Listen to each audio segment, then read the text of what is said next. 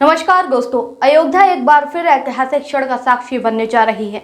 30 अप्रैल को अक्षय तृतीया के शुभ अवसर पर हनुमानगढ़ी के महंत प्रेमदास महाराज रामलला के दर्शन करने के लिए भव्य जुलूस के साथ रवाना होंगे। इस आयोजन को लेकर पूरे क्षेत्र में भक्तों और संत समाज के बीच भारी उत्साह का माहौल है। महंत प्रेमदास महाराज जो 90 के दशक के प्रसिद्ध राम मंदिर आंदोलन में सक्रिय भूमिका निभा चुके हैं, रामलला के दर्शन के लिए वर्षों बाद ऐतिहासिक यात्रा करेंगे। प्राण प्रतिष्ठा के आयोजन के दौरान उन्हें 1000 लोगों के साथ निमंत्रण प्राप्त हुआ था, लेकिन उस समय पांचों गद्दीनशीन संतों ने आपसी सलाह से आयोजन में शामिल न होने का निर्णय लिया था।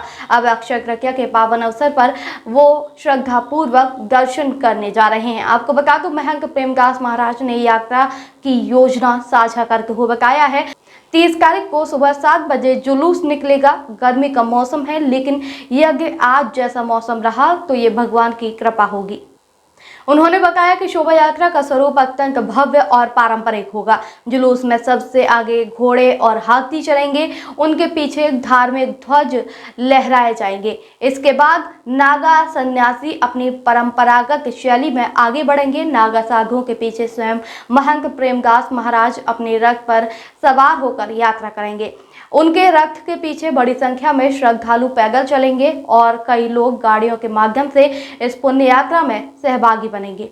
आपको बता दूं, यहाँ यात्रा का अंतिम पड़ाव पावन सरयू नदी पर होगा, जहां वैदिक मंत्रोच्चार के साथ वैदिक ब्राह्मणों के द्वारा सरयू जी का पूजन किया जाएगा।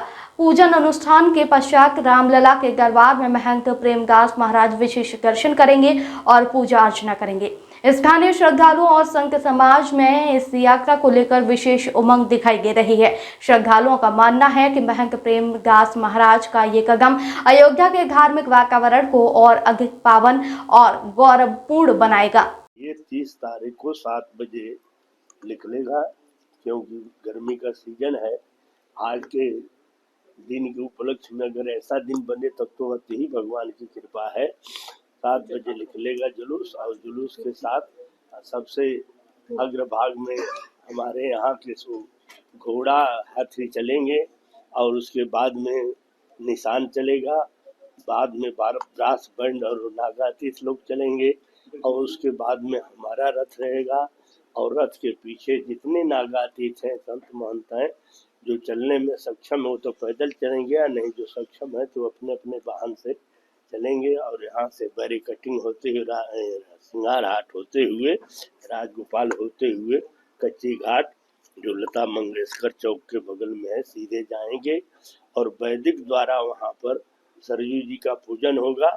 पूजन के पश्चात निशान का पूजन होगा, और पूजन के बाद फिर हमारा स्नान होगा। उसी में जितने नागातीत गए हैं जो सक्षम है स्नान करेंगे, नहीं तो मथवान करेंगे, आचमनी लेंगे, और फिर वहाँ से हम वापस आएंगे। तो पुराना जो परिक्रमा मार्ग है जो जानकी महल होकर के चलता है, उस रास्ता से हम छोटी छावनी होते हुए, राजगंज होते हुए और रामलला के दर्शन करने जाएंगे। और वहाँ जा कर के रामलला जी का पूजन पाठ किया जाएगा, और भगवान से यही विनती करेंगे कि सभी लोग सुखी, सभी लोग संपन्न, सभी लोग किसी प्रकार का रोग दुख न रहे, सबको आनंद ही आनंद रहे। इस दौरान सुरक्षा के भी पुख्ता इंतजाम किए गए हैं ताकि श्रद्धालुओं को किसी प्रकार की असुविधा न हो। पुलिस और प्रशासन ने भी जुलूस मार्ग पर ट्रैफिक कंट्रोल और भीड़ प्रबंधन के लिए व्यापक तैयारियां भी कर ली हैं। अक्षय तृतीया के इस शुभ अवसर पर अयोध्या नगरी एक बार फिर राम भक्ति के रंग में रंगने के लिए तैयार है। दोस्तों, आपकी राय हमें कमेंट में जरूर बताएं, और ऐसे ही लेटेस्ट अपडेट के लिए हमारे चैनल रॉयल बुलेटिन को लाइक, शेयर और सब्सक्राइब करना ना भूलें। नमस्कार।